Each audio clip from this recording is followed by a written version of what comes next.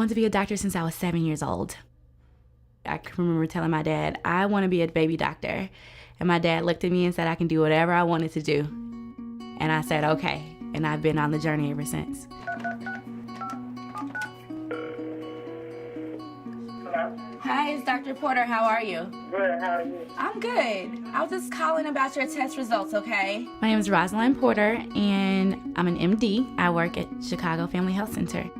I think that it's important to develop a rapport with your doctor. I mean, you know, I'm a gynecologist, so they tell me things that they probably don't even tell their friends, you know? So when I do a test, I like to call them back, especially if it's abnormal. That way, you know, if they have questions, I can talk to them, they can talk to me, and it's taken care of. Okay, do I have to make an appointment today or can I do a walk-in? You can do a walk-in, because I'm just going to send you to the lab, okay? A lot of my patients come to me because they trust me, and they tell their friends because they're like, Dr. Porter's awesome, you know, she'll call you, you know, that's really important to them, and it's important to me. When I was young and seeing doctors and they didn't call me back or I got the runaround, I didn't like that so much, so I try not to do that as best as I can. How's everything been? Good. Any problems since the last visit? No. Good. So this is just a routine checkup then? Yes. I'm Glenn Adwana. I'm a family physician. Ultimately, when you're looking to engage with patients, it's about understanding what they want. I have been astounded at the number of times I've met with patients, and they'd say, you're the first doctor who's listened to what I wanted to say. I just thought that was astonishing. To me, that's where you start, and then you go from there, you know, then you figure out what needs to be done. My name is Carl Toren. I'm a pediatrician at Chicago Family Health Center, and I also serve as Chief Medical Officer.